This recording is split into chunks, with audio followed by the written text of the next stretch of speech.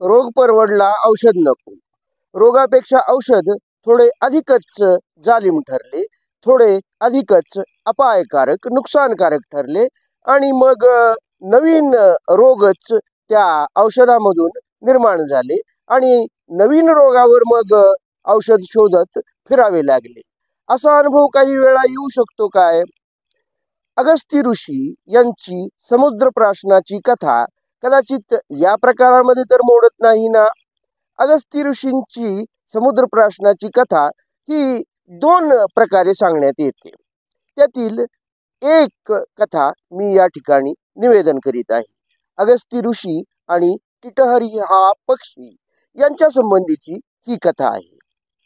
टिटहरी हा पक्षी पाणथळ जागी, समुद्रकिनारी, दलदलीच्या ठिकाणी राहणारा पक्षी आहे आणि हा पक्षी आपली अंडी उबवण्यासाठी घरट्यामध्ये ठेवित नाही, तर तो जमिनीमध्ये पुरून ठेवतो आणि पाणथळ जागीच ही अंडी उबवण्यासाठी ठेवलेली असल्यामुळं काही वेळा त्या अंड्यांना पाण्याचा उपसर्ग, पाण्यापासून नुकसान पोहोचू शकतं.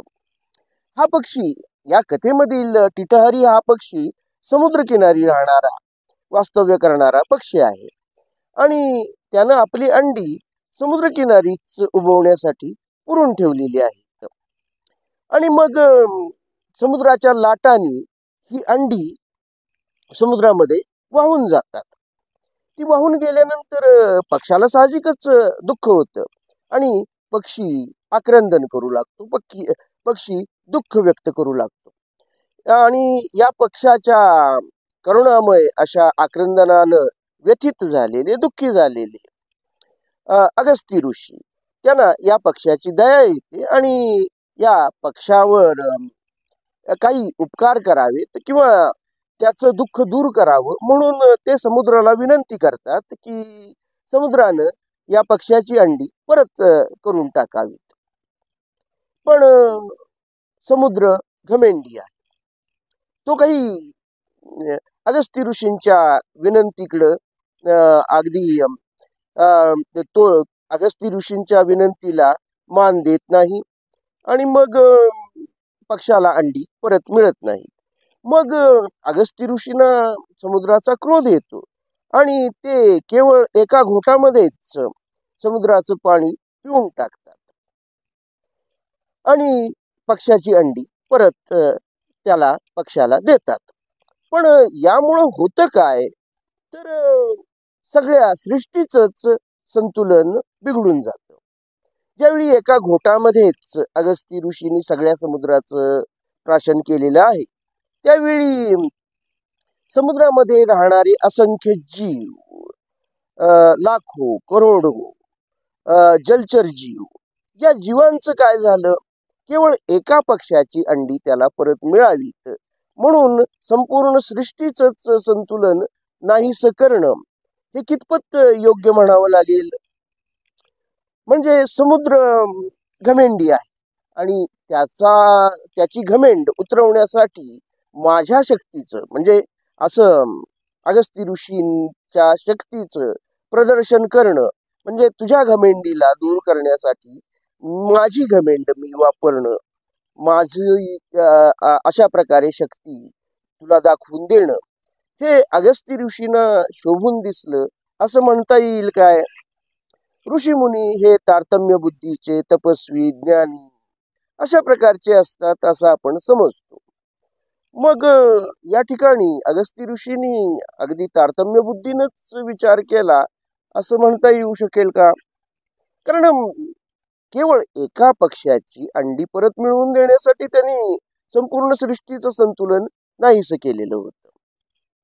आणि मग पुढं अर्थातच ह्या सृष्टीचं संतुलन नाहीसं झालेलं आहे हे देवतांच्या लक्षात आल्यानंतर सगळीकडेच जीवनदायी पाण्याचा अभाव निर्माण झालेला आहे हे देवतांच्या लक्षात आल्यानंतर देवतांनी अगस्ती ऋषींना विनंती केली की त्यांनी समुद्राला परत एकदा परत करून टाकावं, समुद्राचं पाणी समुद्रामध्ये पुन्हा परत करावं. तेव्हा देवतांच्या विनंतीला मान देऊन अगस्ती ऋषींनी समुद्राचं पाणी परत केलं. पण हे पाणी आता परत करत असताना त्यांनी मूत्र विसर्जन करून हे पाणी परत केलं आणि त्यामुळं जे गोड पाणी समुद्राचं होतं ते आता खारट झालं आणि ते माणसांना पिण्यायोग्य राहिलं नाही. अर्थात त्यामधून मग नंतर क्षार, मीठ हे निर्माण झाले, यांचीही निर्मिती झाली, ही गोष्ट वेगळी. अनेक वेगवेगळ्या काही फायद्याच्या, काही नुकसानकारक अशा गोष्टी घडत राहिल्या.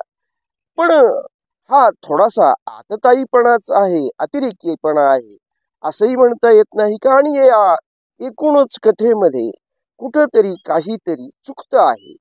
हे नेमकेपणानं मला तर निश्चितच सांगता येत नाही, पण काहीतरी चुकतं आहे. कुणाचं तरी वर्तन चुकीचं आहे असं वाटत राहतं, सतत वाटत राहतं. समुद्राच्या पाण्याशेजारी पाणथळ जागी पाण्यानं वाहून जाऊ शकतील अशा अंतरावर जर अंडी पुरून ठेवली आणि ती कमी खोलीवर पुरून ठेवली, तर ती पाण्याच्या लाटांनी जमिनीची धूप होऊन पाण्यामध्ये वाहून जाणार. त्यांची योग्य काळजी टिटहरी या पक्षाने घेतली नाही असंही वाटू शकतं.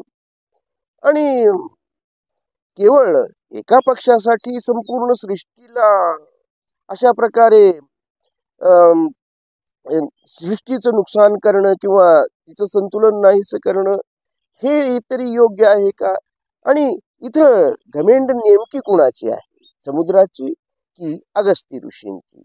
यातील कोणता पर्याय योग्य आहे हे मला कुणी सांगितलं तर मी त्याचा आभारी राहील. धन्यवाद.